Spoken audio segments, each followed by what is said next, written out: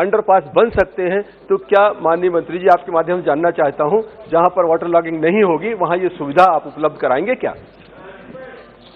माननीय अध्यक्ष जी, जहां पर भी एम्बैंकमेंट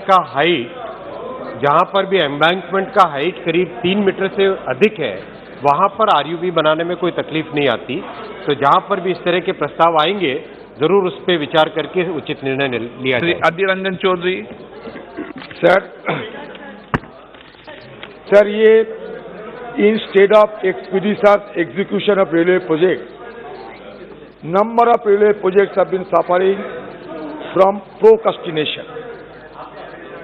आपने सर, मैं आपसे ज्यादा थोड़ा सा इंडल्जेंस चाहते हैं कि दूसरे एक मुद्दे को उठाना चाहते हैं कि हमारा क्षेत्र से जुड़े हुए हैं। पिछले 8-9 साल से एक आरओबी 131 चुआपुर बहरमपुर, दूसरा ROB 132 Panchanan Tala Baharampur, RUB Beldanga number 111, everything was sanctioned, tender was done, contractors were awarded, but no progress has so far been achieved, barring a 60% job of, Chuapur ROB. Not only that, insofar as low-cost RUB is also concerned, from Salat to Azimganj under Howrah division, there is no visibility insofar as low-cost RUB is concerned. हम जानते हैं कि ये संपर्क हो भी सकता नहीं हो सकता, लेकिन आउट ऑफ डिस्पर्जन क्या करें? आरओबी की हाल ये है, आरयूबी की हाल ये है। आप यहाँ कहते हैं कि पंप आउट करना चाहिए, लेकिन पंप आउट कौन करेगा? सूबों की सरकार को करना पड़ेगा। वो कहते हैं कि हमारा इरिगेशन इसमें हम योगदान नहीं कर सकते, हम क्या करेंगे, कहाँ जाए? आप पंप आउट करने के लिए आपके पास कोई क्षमता है? आपको तो सूबा की सरकार पर निर्भर करना पड़ेगा। माननीय अध्यक्ष जी, कोई भी आरयूबी या आरओबी अगर बनता है तो उसमें रेलवे की जमीन, रेलवे की पटरी के ऊपर वाला हिस्सा और उसके नीचे वाला हिस्सा है, साथ में राज्य सरकार की कोई न कोई सड़क जुड़ी हुई होती है। बहुत ही अफसोस की बात है, कुछ सूबे ऐसे हैं जिसमें माननीय एलओपी साहब का सूबा भी ऐसा है जिसमें परमिशन ही नहीं मिलती। आप छोटे से छोटे काम के लिए भी परमिशन चाहो तो कई बार दिक्कतें आती हैं। वैसे एलओपी साहब ने जो स्पेसिफिक एलसीज का नाम दिया है, आरओबीज आरयूबीज का नाम दिया है, उसके बारे में मैं जानकारी लेके माननीय एलओपी साहब को दे दूं। Shri S Palanikam. Thank you, sir. The answer is very.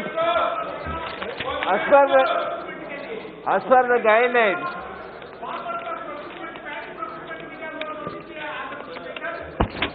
Minister answer about the RUB. As per the guidelines given by the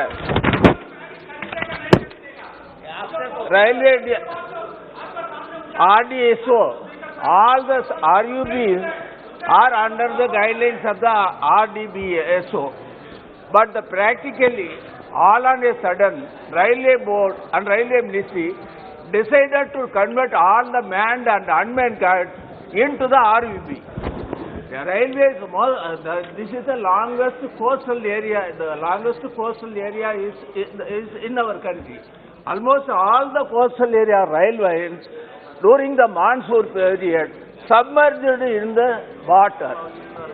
The geographical position is not able to drain the water into the nearby area. So the railway should be reconsidered about the converted all the manned and unmanned gate into RBE. There must be some new proposal. Otherwise, railway may continue the manned and unmanned gate. Honorable Speaker, sir, the point raised by Honorable Member is a very valid point, but the decision to eliminate unmanned crossings and the decision to close down manned crossings was taken purely after many years of discussion in which every LC used to have this danger of accident. There were very unfortunate incidents in the past.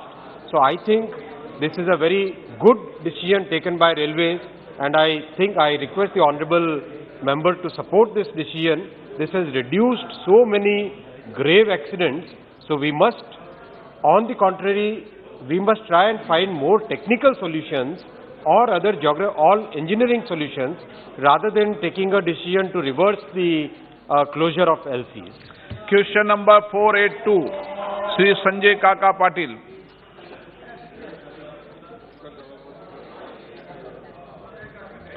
माननीय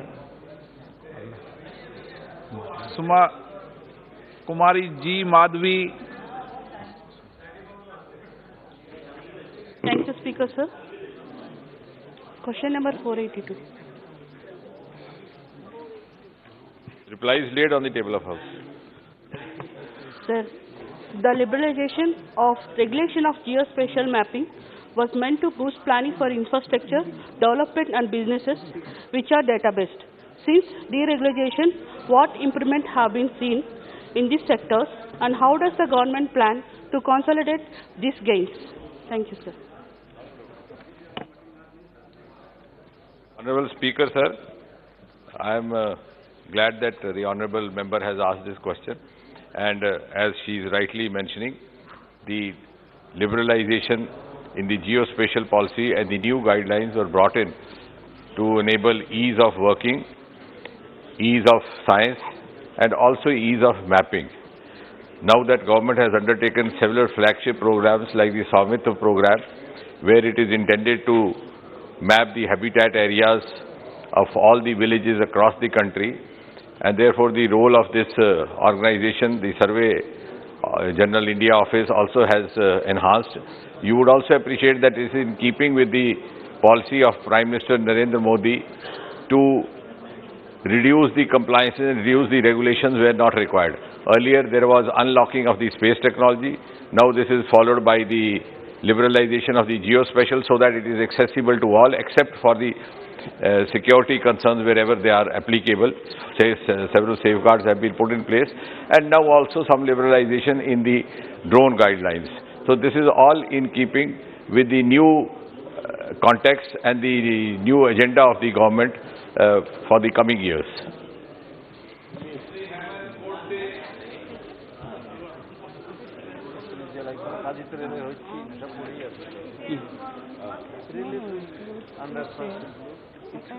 Thank you, Honorable Speaker, sir. During the Russia and Ukraine war, we have seen that all the data related to geospatial, financial and health was shut down by international company because of their presence in Russia. Now Russia can't use their credit card, debit card, or neither their data on foreign land is accessible to them because it is with international company. So through you, Honorable Speaker, sir, I want to ask Honorable Minister whether our country is dependent on foreign company for our geospatial, banking, health, telecom and e-governance data. Also, if our country faces such war situation, is our data of government health record and data of Indian enterprises safe on cloud controlled by foreign entities? Also, is government planning to transfer all technology of foreign entities to our Indian companies? Thank you. Honorable Speaker, sir, the concern of the Honorable Member is well taken, but there is no such reason to be worried as far as the safety of the data is concerned. The liberalization of the regulations was meant to make it more accessible. Even otherwise, the data was available through other sources. Now it's accessible to the domestic users, the domestic agencies. However, if a foreign entity has to access our data, then there are already guidelines in place even in normal circumstances, even if it is not a war-like situation. And there is a separate list of sensitive attributes which I can narrate, but it will take long. So this is called negative list of sensitive attributes. These clauses have already been placed in place even for the peace times. Sri Manish Tiwari ji. Thank you very much, Mr. Speaker, sir. I would like to thank the Honourable Minister for a very detailed reply. But I would like to ask the Honourable Minister, because there seems to be some kind of confusion in the answer that he's given. He says that as per the guidelines for acquiring and producing geospatial data and geospatial data services, including maps issued by the Department of Science and Technology on 15 February 2021, and the last 3 lines say that terrestrial mobile mappings, survey, street view survey and surveying in Indian territorial waters shall be permitted only for Indian entities irrespective of their accuracy. My question, Mr. Speaker, sir, is that all of us today are using Google Maps, are using Google Earth, are using various other kind of applications where very detailed street views, very detailed, minutest details of all our cities, all our metropolises, all our towns are available. So under those circumstances, how are these guidelines really compatible with what is the existing situation, and has or is the government going to bring out some additional guidelines which will validate the status quo which is already in play, or are you going to invalidate Google Maps and Google applications and all other global geospatial services which are being used by the citizenry at large across the world, including India? No, I'm glad that the honourable speaker has, the honourable member has asked this question. Of course, this was one of the considerations when the regulations were relaxed, because as you rightly mentioned, the data was available even from other sources, even from Google. Now, as far as we are concerned, we have tried to restrict it, the use to the domestic users as far an extent as possible, and also reduce the extent of scientific resolution that will be available to the non-Indian entities. At the same time, but that is not the end of it. I agree with you. We are in the process of formulating a policy which would outline the approach and strategy for holistic development of geospatial ecosystem, because the technology is moving very fast, and I agree with you, this new policy will finally then replace the existing national mapping policy which was formulated way back in 2005. So, to that extent, of course, we need to update ourselves from time to time. We'll also take all these concerns into consideration, come out with a comprehensive policy. The work is already going on as a follow-up to the changed new guidelines. Question number 483, Sri Shankar Lalwani. Question number 483. It on the table of the House. धन्यवाद अध्यक्ष जी। माननीय मंत्री जी ने बहुत ही विस्तार के साथ प्रश्न का उत्तर दिया है, मैं उनको धन्यवाद देना चाहता हूं। माननीय प्रधानमंत्री जी के नेतृत्व में आपका विभाग बहुत तेजी से काम कर रहा है और समाज के अंतिम व्यक्ति तक पहुंच रहा है, और ये हमने कोविड में भी देखा, उसके लिए आपको बधाई हो। मेरा माननीय मंत्री जी से प्रश्न है कि 4G की सेवाएं कब प्रारंभ होगी, पहला, और उसमें इंदौर में ये 4G की सेवाएं कब प्रारंभ होगी, दूसरा प्रश्न है आपसे। माननीय अध्यक्ष जी,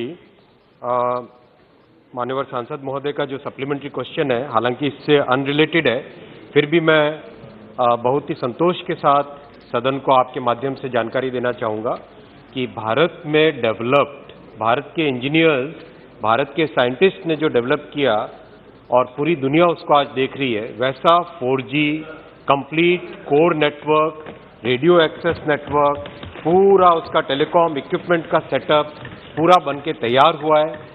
और BSNL पहला ऑर्डर 6000 से ज़्यादा टावर का एक ऑर्डर प्लेस कर रहा है। मैं चेक करके बता दूंगा आपको उसमें इंदौर सम्मिलित है या नहीं, और उसके तुरंत बाद में और 6000 टावर, और उसके बाद में पूरा 1 लाख टावर। साथ ही साथ 5G का डेवलपमेंट भी इन पैरेलल चल रहा है। आज माननीय अध्यक्ष जी, इस अमृतकाल में जो आत्मनिर्भर होने का संकल्प लिया है माननीय प्रधानमंत्री जी ने, उसका एक बहुत अच्छा उदाहरण है कि 4G और 5G देश में अपनी टेक्नोलॉजी, अपनी निर्मित टेक्नोलॉजी डेवलप होकर तैयार हो रही है। श्री भारत सप्लीमेंट्री। धन्यवाद मंत्री जी। इसमें एक सप्लीमेंट्री क्वेश्चन है कि आप संचार मंत्री भी हैं, रेल मंत्री भी हैं। ये कभी कभी जनता से मांग आती है कि रेलवे में भी संभावना है नेट चालू होने की भविष्य में? फाइबराइजेशन से बहुत दूर है आपका प्रश्न, फिर भी अध्यक्ष जी, 100 किलोमीटर की स्पीड से ऊपर जाने के लिए आपको मिनिमम 5G चाहिए होती है। 4G में उसमें डिसरप्शन आना चालू होता है। तो ये एक टेक्नोलॉजी का एवोल्यूशनरी समय है। जैसे जैसे 5G भारत में डेवलप होगी और प्रोलिफरेट होगी, वैसे वैसे रेल में भी मिलने लगेगी। Doctor Bharati Ben Shiyal. Thank you sir. वैसे तो माननीय मंत्री जी ने बहुत ही अच्छे तरीके से विस्तार से जवाब दिया है, लेकिन सर जब मैं जवाब पढ़ रही थी तो मुझे बहुत ही आश्चर्य हुआ कि पिछले 50-60 साल में जितने इस देश में बीटीएस नहीं लगे, इतने पिछले 8 साल में बीटीएस हमारे मंत्रालय ने और माननीय प्रधानमंत्री नरेंद्र मोदी जी के नेतृत्व में अब पूरे देश में लगे हैं। सर मैं आंकड़ा बताना चाहूंगी कि पूरे देश में अब 23,07,068 जितने बीटीएस लग चुके हैं। तो ये बहुत ही अच्छा काम डिजिटल भारत की तरफ हम गति कर रहे हैं। मैं माननीय मंत्री जी को भी बधाई देना चाहती हूँ। लेकिन सर मेरा एक छोटा सा प्रश्न ये है कि हमारे गुजरात में भी 1,40,066 बीटीएस लग चुके हैं, लेकिन थोड़ा रूरल में अभी भी माननीय मंत्री जी थोड़ी दिक्कत है। तो मैं ये जानना चाहती हूँ कि गुजरात में जितने भी टावर अब बाकी है ऑप्टिकल फाइबर के साथ जुड़ने के लिए, तो उसका कोई लक्ष्य निर्धारित किया है कि नहीं किया है? Thank you sir. मान्यवर सांसद महोदय को धन्यवाद दूंगा, उन्होंने मेरा काम बहुत हल्का कर दिया।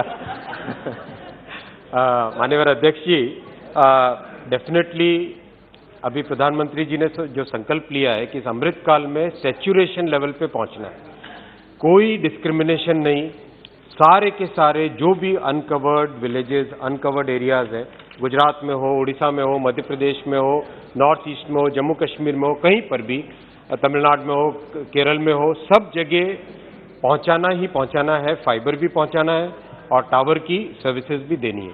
उसका एक अभी करंटली सर्वे चल रहा है, बहुत डिटेल्ड सर्वे चल रहा है। प्रॉपर रेडियो स्टडी, जो रेडियो का सिग्नल होता है, वो सिग्नल के हिसाब से उसका पावर लेके रूट रेडियो सर्वे करके उसका एक प्रॉपर अभी सर्वे चल रहा है। जैसे ही वो सर्वे कंप्लीट होगा, उसके बाद में जितने भी बचे हुए गांव हैं, उन सब गांवों में, उन सब क्षेत्रों में फाइबर टावर के लिए व्यवस्था की जाए। Shri Dayanidhi Maran. Sir, thank you, Speaker, sir. Sir, the Honourable Minister has given a very good answer to the question that the major problem, hurdle in having fiber connectivity or laying fiber is the right of way. Sir, this answer is not the first time it's being given to the Parliament by our Honourable Minister. Previous telecom ministers have also expressed their inability to make sure to bypass state laws and give fiber connectivity right of way to all telecom providers. Sir, isn't it time that today, when a fiber to home has reached its peak and people are demanding high speeds, the central government, the union government, should come forward to make a policy and can make it more viable, uniform throughout the country, so that fiber laying by telecom providers and the cable TV operators are made easy and is a one-stop shop, so they don't have to run from pillar to post. So by this, sir, we can ensure that you have BharatNet, by which the union government is trying to make internet available to villages. All this could be made easier if the policy is done properly. You have TRI in your side. Sir, why is that you're not putting your effort, heart and soul into ensuring right of way is ensured for the telecom providers and the cable TV operators? I welcome Honorable MP's suggestion, and in fact he knows a lot about telecom. So it's a very wise suggestion. It's a very wise suggestion. It's a very wise suggestion. And sir, I would like to place on record our appreciation for BSNL, which has done an excellent experiment over the last almost 1 year, in which exactly what Honorable Member has said, the cable operators, the local entrepreneurs, somebody in the village who's willing to take that risk and put that effort to take the fiber to the home, and today almost on an average 1 lakh connections are given every month. So that exactly what you said, and that experiment now we want to scale it up to a much larger level. So that's why the entire, right, and in the federal structure, can the central government enforce something which is purely the mandate of the state and the local governments? That's a question on which already lots of discussions have happened in the past also, but hopefully almost 12 states have already aligned with the central government's policy, and other states also. I'll request honorable MPs to honorable members to please request your state governments to reduce the cost of ROW. In some of the states, honorable Speaker sir, the cost of ROW is as high as 25 lakh rupees per kilometer. How would fiberization happen? So that's the kind of big burden that some of the states are putting. I'll request all the honorable MPs to please work with your state governments and make sure that the cost is reduced. Rajiv Pratap Rudy. देश की सरकार और माननीय प्रधानमंत्री जी का एक बहुत ही ambitious programme है। तो सचमुच भारत का तस्वीर बदल जाएगा जब हम 6 लाख गांवों में ऑप्टिकल फाइबर से और लास्ट माइल कनेक्टिविटी कर लेंगे। हमारे पास BSNL है, उसके बाद हमने BBNL बनाया, लेकिन अचानक हमने पता नहीं सरकार ने किसी समय, हमारी सरकार नहीं पिछली सरकार ने BBNL और BSNL का हार्ड काट दिया और एक ऐसी संस्था जो स्पेशल पर्पस व्हीकल बना करके और उसे CSC बनाने की बात कही, जो लास्ट माइल कनेक्टिविटी है, और जो प्राइवेट स्पेशल पर्पस व्हीकल बनाया गया प्राइवेट संस्था में, और जो अंतिम घर में जो ऑप्टिकल फाइबर पहुंचाना है वो CSC की जिम्मेवारी दी गई, जिसके बारे में चर्चा की है। महोदय, टंकी में अगर पानी हो लेकिन नलके में अगर पानी ना निकले तो मेरे लिए टंकी का पानी बेकार है। और इसीलिए मैं माननीय मंत्री जी से आग्रह करूंगा, और मैंने व्यक्तिगत तौर से भी आग्रह किया कि ये CSC की फंक्शनिंग, जो एक प्राइवेट इंस्टीट्यूशन है जिस पर ना सांसदों के बैठक में उनकी उपस्थिति है, न किसी को जानकारी है, उस प्राइवेट संस्था को वापस BBNL, BSNL को सुपुर्द करे, ताकि हम देश में हर गांव तक, हर घर तक प्रधानमंत्री की इस बड़ी योजनाओं को पहुंचा सके। इसलिए मेरा है, और खास करके बिहार में जो CSC है वो एक ऐसी संस्था है जिसके बारे में हमेशा चर्चा होती रहती है, और लास्ट माइल कनेक्टिविटी का जब तक हम हर गांव में उस ऑप्टिकल फाइबर को चालू नहीं करा देते हैं, जिसे अब कहा जाता है, तब तक हमारे इस योजना में कामयाब नहीं होंगे। मैं आपसे आग्रह करूंगा, सरकार इस पर कोई नीतिगत फैसला यदि लेगी तो शायद BSNL और BBNL दोनों कामयाब होंगे और ये प्राइवेट संस्था से हम मुक्त हो सकेंगे, जिससे सभी सांसदों की भागीदारी बढ़ेगी। मेरा आपसे ये अनुरोध है। मान्यवर सांसद महोदय ने शायद अपनी पीड़ा व्यक्त की है, मेरे पास पर्सनली भी मिले भी थे। अध्यक्ष जी, भारतनेट के रोल आउट में कई तरह के चैलेंजेस आए वक्त पे, समय समय पर। इतना बड़ा रोल आउट फाइबर का देश भर में और इतनी कॉम्प्लेक्सिटी के साथ, और विशेषकर एक फेडरल स्ट्रक्चर में जिसमें कि राज्य सरकारों को भी साथ लेना होता है, लोकल गवर्नमेंट्स को भी साथ लेना होता है, ऐसे कई चैलेंजेस आए। तो उस चैलेंजेस में कभी कभी इनोवेटिव एक्सपेरिमेंट्स भी किए गए। तो मैं मानता हूं कि CSC को एक वक्त में इन्वॉल्व करके उनके जरिए से कोशिश करना कि लास्ट माइल पहुंच जाए, अच्छा एक्सपेरिमेंट था। जरूर उसमें कुछ आपके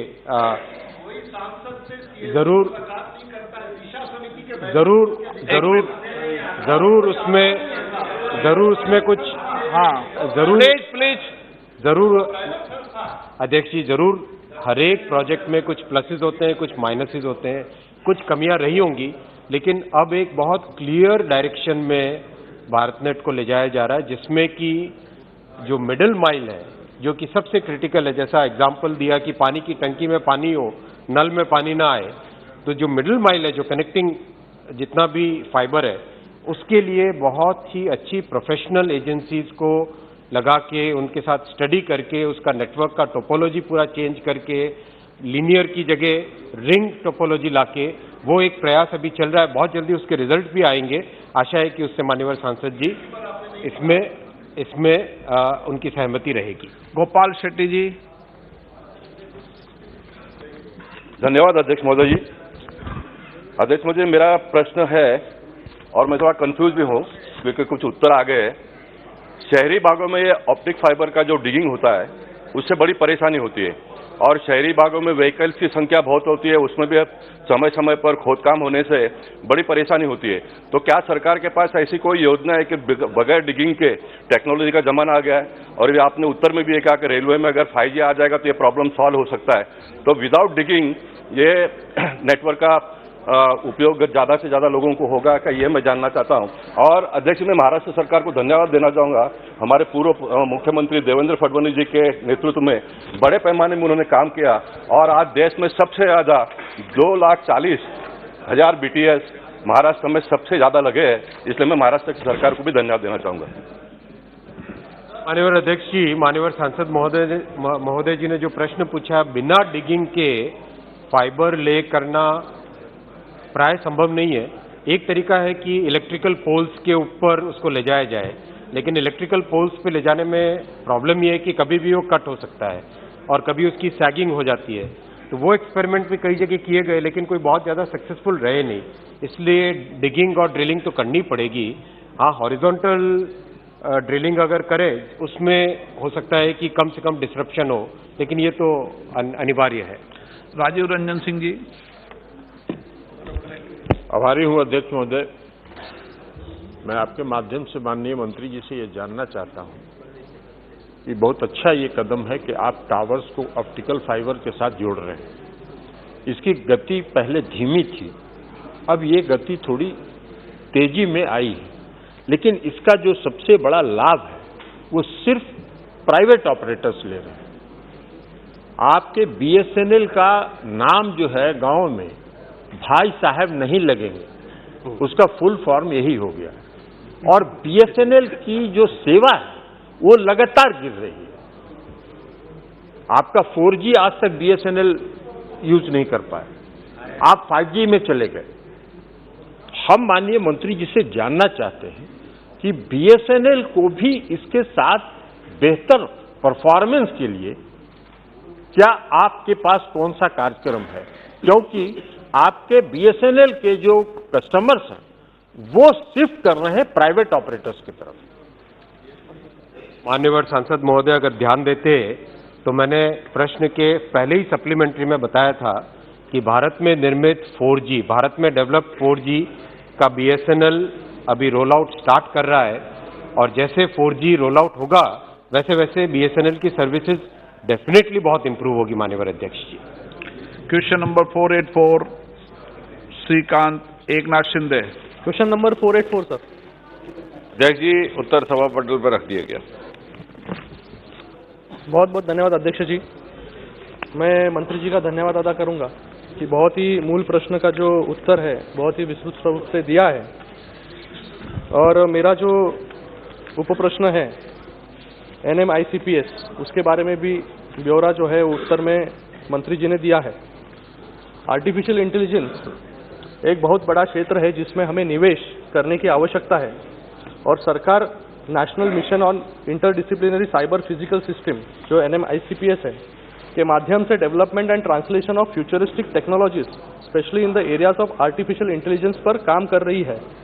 लेकिन जो फिजिकल टारगेट्स है NMICPS के अंतर्गत वो बहुत ही कम है।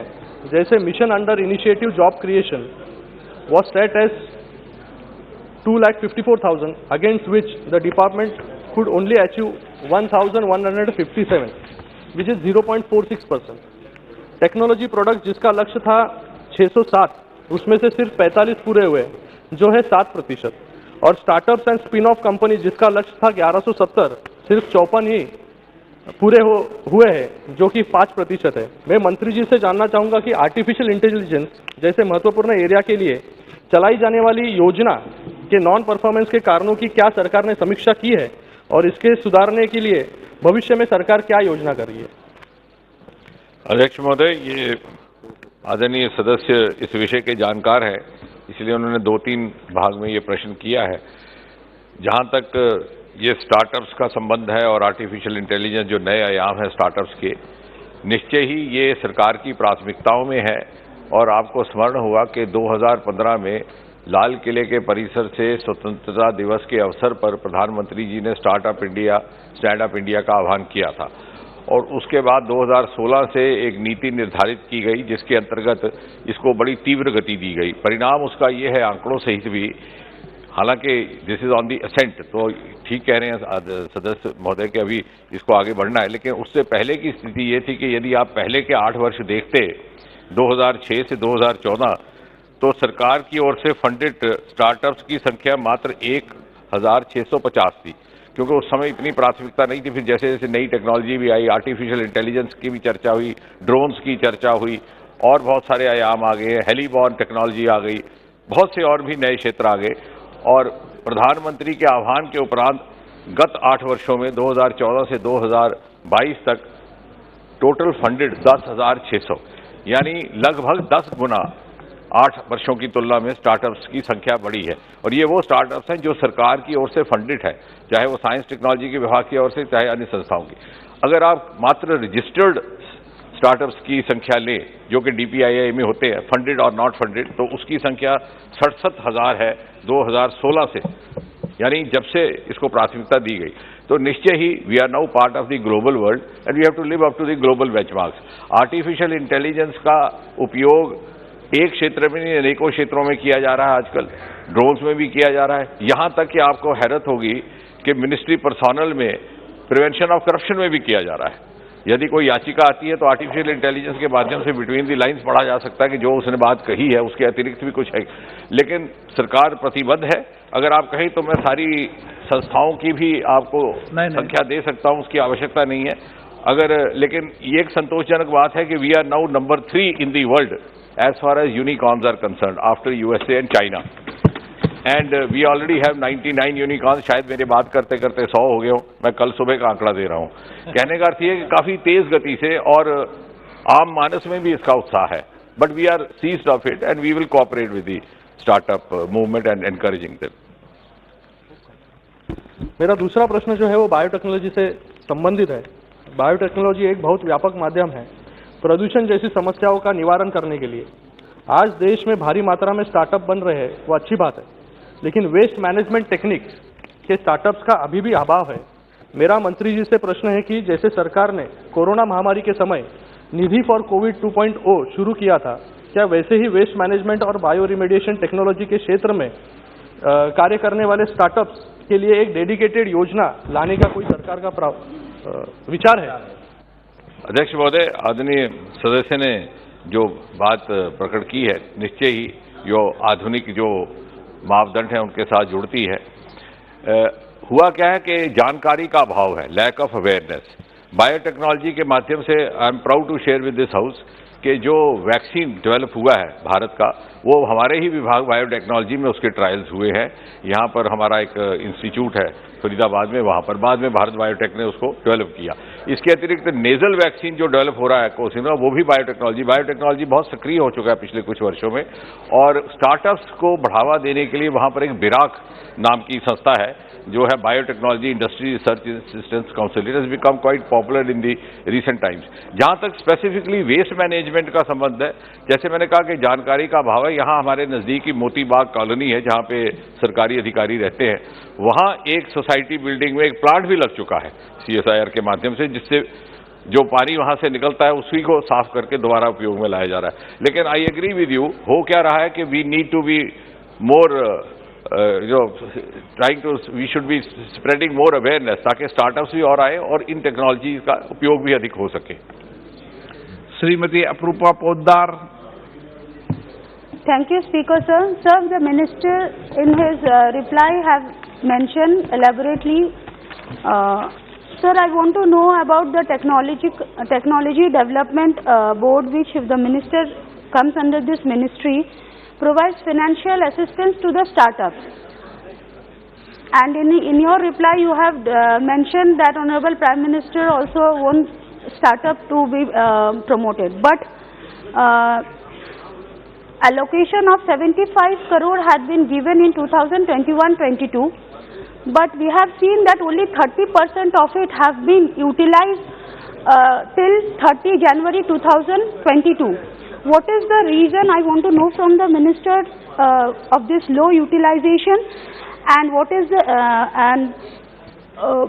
whether the Ministry is planning to partner with venture capital firm and investment network across the country for reaching out a wider group for investors. Thank you, sir.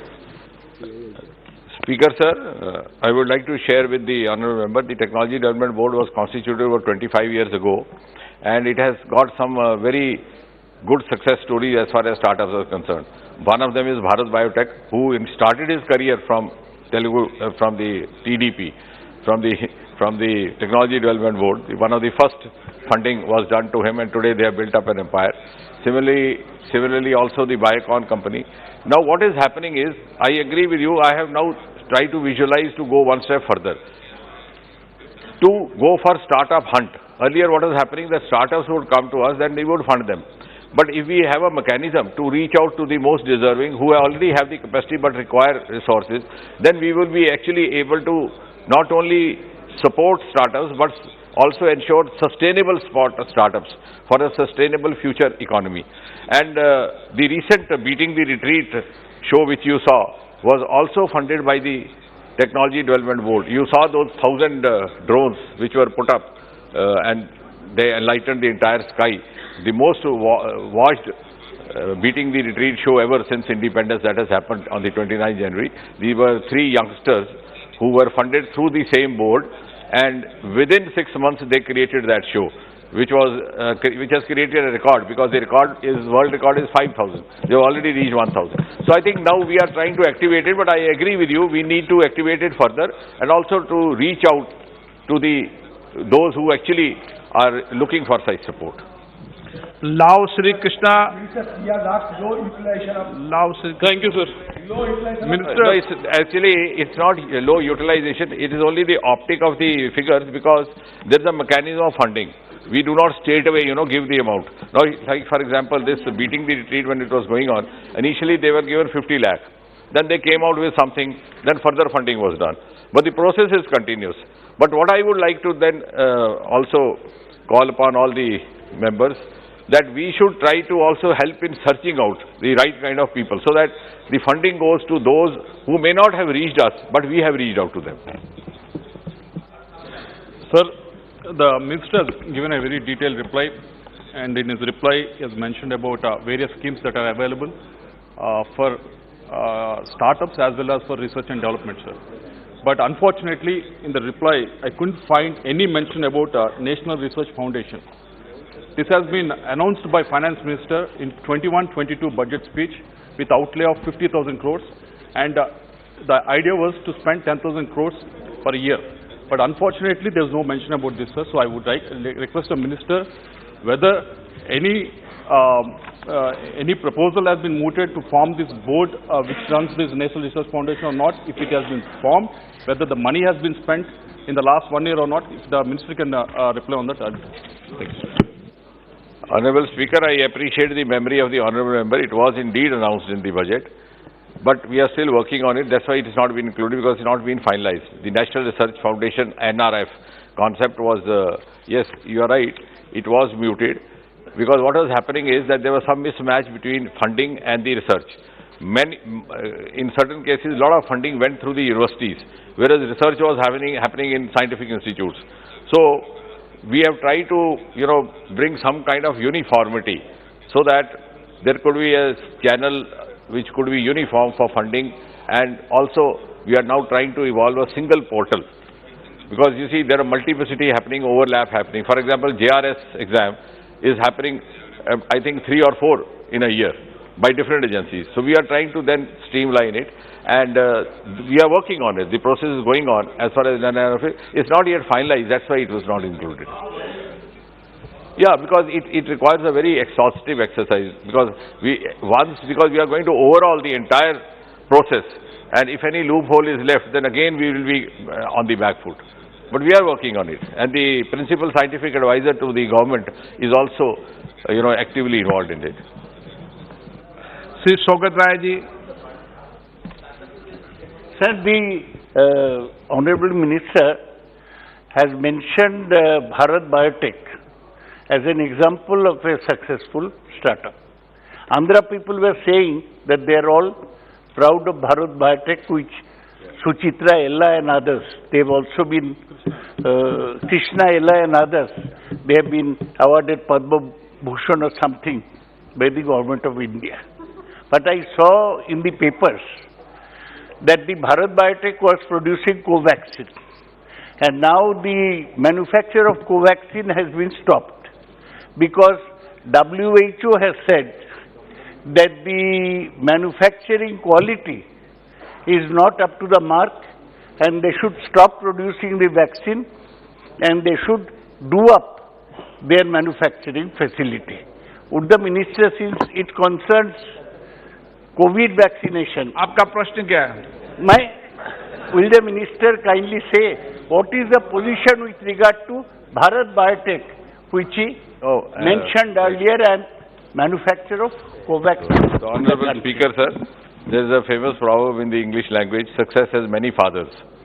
So responding to the first part of the Honorable Member's question, it is right. Now Bharat Biotech is being owned by more than one state. Because the person whom he named is an entrepreneur, very successful entrepreneur, Krishna. He was born in Chingalpet district of Tamil Nadu, then got himself trained in Karnataka and Bangalore, has some roots in Andhra. So now everybody, and then got funded from this department. So now that he is successful, everybody would own it, and there is no harm in doing so. Now as far as the second part is concerned, of course the nasal vaccine is now under trial, and we have not yet put it for manufacturing purposes. As far as the credibility of Covaxin is concerned, I leave that to the Health Ministry to respond to, because we are directly not engaged in that policy. No, as far as we are concerned, we conducted the trials which were successful, and then only it was developed and used for vaccination. Question number 485, Srimati Sangeeta Kumari Singh Dev. Question number 485. माननीय मंत्री जी उत्तर सभा पत्र पर रख दिया गया. Sir, India had played a leading role in launching the Mission Innovation Global Initiative during the COP21 in 2015. And it continues to play a pivotal role in the Mission Innovation programs by participating in various areas of clean energy innovation challenges through collaborative projects, and also supporting startups at their early stage of innovation. In fact, under the leadership of our Honorable Prime Minister, India has climbed 35 spots in the Global Innovation Index, from being ranked 81st in 2014 to 46th in 2021. So now we are in the second phase of the Mission Innovation for 5 years, from 2021 to 25. My question to the Honorable Minister is, what goals, targets have been set under the Mission Innovation 2 and the initiatives taken by India so far? Thank you. I thank the Honorable Member through the Honorable Speaker. You would also be glad to know that Mission Innovation was born somewhere in 2015, and it was a follow-up of the COP21 meeting which was attended by Honorable Prime Minister. It's a matter of pride for us that the nomenclature Mission Innovation was also suggested by Shri Narendra Modi, and then it was adopted.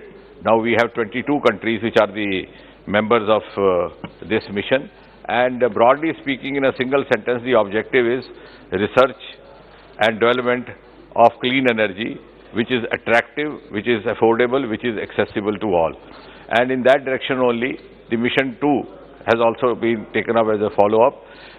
Also, we have engaged in a wider synergism. Only 2 days back, we had biorefineries understanding as far as the mission, under the Mission Innovation, in which we are engaged in a private-public alliance, which they call in their parlance. Here we call it participation, with other countries like Netherlands, etc. So we are trying to integrate not only the public sector but also the private sector, not only domestically, even across, because the stakeholders are widespread. So there has to be a synergism between the academia, between the industry, between the startups, and also between the researchers, among the researchers, because otherwise we can't have the, otherwise it's not possible to have the sustainable startups, as I said. But I am glad that now Mission Innovation in the second phase has categorized itself in different sections, and we are now catering separately for rural areas, for farmers, for young startups, for women. So I can give you the detail if you want. I still have also, and if you are interested, I can read out also, but I don't think the Honorable Speaker will allow that kind of time. Sri Jayant Kumar Rai, supplement. Thank you, Honorable Minister. My second supplementary is very small. In your reply, it's mentioned that 36 biotech Kisan hubs have been established in collaboration with ICAR. And in number of districts, including the aspirational districts. Mine is an aspirational district, so I won't restrict it to that. I would like to know that how many biotech Kisan hubs have been set up in Odisha, and especially Bolangir, and if not, whether it is likely to be established in the near future. Thank you, sir. No, you are right. I mentioned there, we have set up a program called Biotech Kisan as a part of mission innovation. It's meant for enhancing and coordinating various central and state departments for biotechnological intervention in the farming sector to help both the women as well as farmers. And there are 15 agroclimatic zones in the country which also been taken into consideration. We have 25,000 households across the country. I am not carrying specifically the Odisha part, but I can read out this, the state-wise. That will be a long list, but I can separately provide you the Odisha list. Jayant Kumar Rai, question number 486, Sri Chandrasekhar Sahu. Question number 486. माननीय सदस्य sir मु ओडिया रे कहया permission मागी जो question sir मु पचार okay Bachaspati महोदय मोर जो question आज पचारि थी हैंडलूम विवेश मान को ऊपर मान्यवर मंत्री महोदय जो रिप्लाई देइचंती से रिप्लाई रे प्रकृत रे मु संतुष्ट नुहे कारण रिप्लाई रे क्लियरली कहिचन जे कोविड-19 रे समय रे जो इम्पैक्ट अच्छी सिटार विवेश मानकर ऊपर जो सर्वे हेबा कथा सेमती किसी सर्वे ऑल ओवर इंडिया रे हेइनी स्पेसिफिक ओडिशा रे मध्य हेइनी से जाओ आउ जो कथा गुड़ा सी देइचंती विभिन्न फाइनेंशियल एड अमुक देइचंती स्पेसिफिक विवेश मानकर हैंडलूम जोटा जो माने कि प्रकृत रे आम जदि देखा भारत वर्ष रे एवं ओडिशा रे जदि पर्टिकुलरली मु देखिबी ताहले मु जो कन्स्टिट्यूएंसी आछि ब्रह्मपुर ओडिशा रो एवं अदर कन्स्टिट्यूएंसी मध्य अच्छी ओडिशा रो बरगढ़ संबलपुर जोटा कि एम्प्लॉयमेंट अपॉर्चुनिटीज आर मोर तेणु मु प्रकृत रे किछि गुटे स्पेसिफिक फाइनेंशियल बेनिफिट बा पैकेज सेमान पय हेबा दरकार कारण 2 वर्ष जो भाव में कोविड रे सेमानकर किछि व्यवसाय नहीं कि सेमाने बुणाकार माने बुणी पार नथिले कारण मार्केटिंग नथिला किंतु आमर ओडिशार मान्यवर मुख्यमंत्री नवीन पट्टनायक गोटे स्पेशल पैकेज करी केवल बुणाकार नहीं ता सहित से भली कनेक्टेड समस्त डे टू डे लेबर्स मानक पई किसी फाइनेंशियल हेल्प एवं सुखिला खाद्य अन्य जिन देते तेणु मोर स्पेसिफिक क्वेश्चन है मान्यवर मंत्री को जे आपका मूल प्रश्न क्या है? सर इस पर मैं आ रहा हूँ सर। जो कोविड-19 पेंडेमिक में सर जो विवर्स जो एफेक्टेड समस्त होती सेमानक पई मिनिस्ट्री ऑफ टेक्सटाइल एवं केंद्र सरकार किछि गुटे स्पेशल स्कीम फॉर स्ट्रेंथनिंग तांको मूलदुआ को बढ़ाई इकोनॉमिक कंडीशन बढ़ाई फाइनेंशियल कंडीशन बढ़ाई सेमान पे किछि गुटे स्पेशल स्कीम विचार करुचंती की?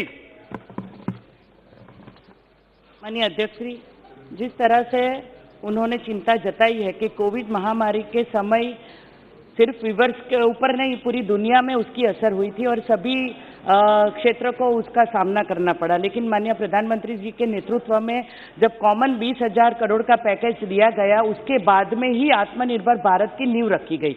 और इस समय एक भी कोविड में समय में हमारे यहाँ मास्क नहीं बनते थे, लेकिन लाइवलीहुड कंपनियों के माध्यम से हमने संस्थाओं के माध्यम से उसी की शुरुआत करी और सबसे पहले 2020 में वोकल फॉर हैंडमेड और vocal for my handloom my pride 2021 में दोनों हैशटैग करके हम लोगों ने सभी राज्यों के मुख्यमंत्रियों सभी केंद्रीय मंत्रियों ने अपने अपने तरीके से उनको इस अभियान में सोशल मीडिया के तरह उनको जागृत किया गया। हैंडलूम की चीज़ें किस तरह से खरीदी जाए, किस तरह से उनको बढ़ावा मिले, इसका प्रयत्न शुरू किया गया।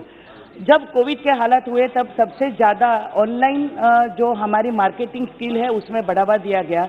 जब कोविड के समय में ये विशेष अभियान किया गया कि पहले 6000 लोग जेम पोर्टल पे ऑनलाइन थे। अब जब उसके बाद में कोविड के बाद में कम से कम हम लोगों ने 1.5 लाख व्यूवर्स को और संगठन को पोर्टल पर लाकर उनको उनकी बिक्री जो हुई 1,35,000 करोड़ की बिक्री हुई और जो ये आंकड़े हैं 22,000 तक के हैं। तो पूरा जो मार्केटिंग की स्किल है या तो बुनकरों की स्थिति है उसमें बदलाव करने के लिए काफ़ी प्रयत्न किए गए। सभी स्टेट ने भी बहुत सारे सहयोग किए क्योंकि सभी मुख्यमंत्रियों को भी कहा गया था कि बुनकरों को सपोर्ट करें। इसमें ज़्यादातर केरल, मणिपुर, छत्तीसगढ़ और मध्य प्रदेश की सरकारों ने उसी समय उनकी जो छोटी कंपनियां होती है जैसे एपेक्स सोसाइटी तमिलनाडु में है, बोयोनिका, कोऑपटेक जो है तंतुजा के माध्यम से भी इस चीज़ों की खरीदी करी गई और बुनकरों की स्थिति सुधारने में हम लोगों ने काफ़ी प्रयत्न किया।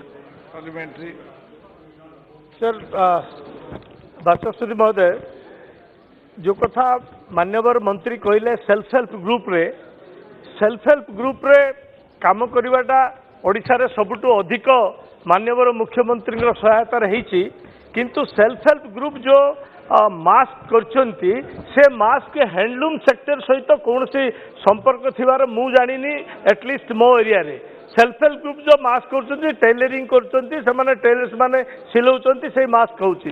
एनीवे मोर द्वितीय सप्लीमेंटरी है माननीय मंत्री महोदय जे मोर क्षेत्र ब्रह्मपुर रे एवं पाख अंचल रे बहुत हैंडलूम वीवर्स अछंती जो माने कि तांकर गोटे भल स्कीम करिया पई ब्रह्मपुर म्युनिसिपल कॉर्पोरेशन गोटे सेंट्रल रो आपणकर सिल्क बोर्ड टीम को डाकी एवं सेंट्रल सिल्क बोर्ड टीम जाइथिले से माने गोटे सर्वे करथिले सर मते 1 मिनिट सर से गोटे सर्वे करथिले से सर्वे रे से माने जो गोटे प्रपोजल देइछथि नहीं सर 1 मिनिट से प्रपोजल रे मु माननीय मंत्री टू जानियो चाहूची से प्रपोजल रे गोटे सेल्फ माने सेंट्रल गवर्नमेंट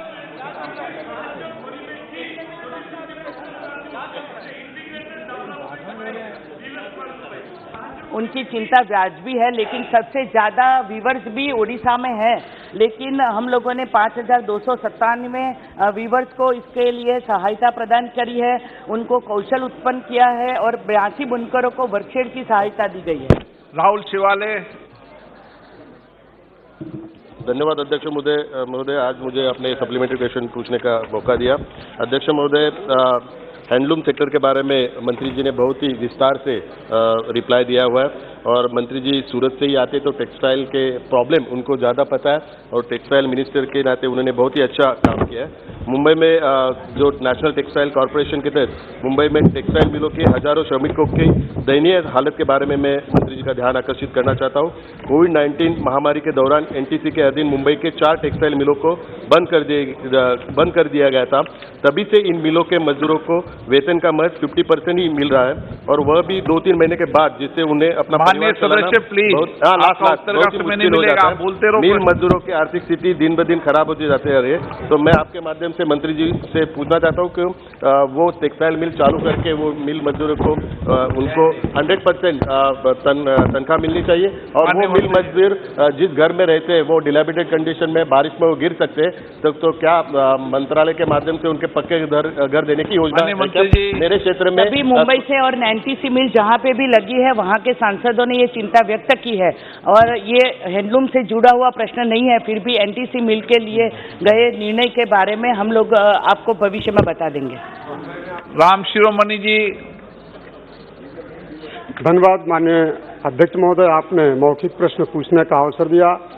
माननीय मंत्री जी से आप ये जानना चाहते हैं, हो जाएगा 1 मिनट में सेकंड में पूछो। माननीय मंत्री जी से यह जानना चाहते हैं कि देश भर में हथकरघा के क्षेत्र में कोरोना महामारी की वजह से हथकरघा बुनकरों को व्यापार और आय में काफी प्रभाव। माननीय मंत्री जी, बुनकरों के लिए कभी प्रोड्यूसर कंपनी बनाई गई और खास करके उन्होंने यूपी में बोला है, तो मैं बताती हूँ कि वहाँ से जो ऑनबोर्ड किया गया उसके माध्यम से ये आर्टिजन को 22 करोड़ का ऑर्डर भी 7 प्रोड्यूसर कंपनी से मिला है। तो सभी राज्यों ने अपनी अपनी प्रोड्यूसर कंपनी बनाई है जिसके माध्यम से वो बुनकरों को सहायता प्राप्त की जाए। प्रश्नकाल समाप्त।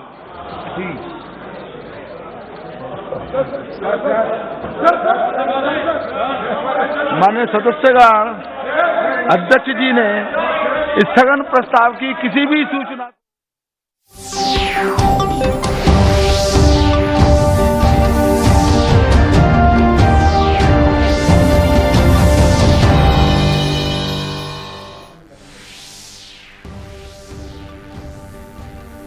भाजपा के 42वें स्थापना दिवस के अवसर पर प्रधानमंत्री ने पार्टी कार्यकर्ताओं को किया संबोधित। कहा, अमृतकाल में भारत की सोच आत्मनिर्भरता की है, लोकल को ग्लोबल बनाने की, सामाजिक न्याय और समरसता की है। पीएम ने कहा, यह अमृतकाल भाजपा के हर कार्यकर्ता के लिए कर्तव्य काल है।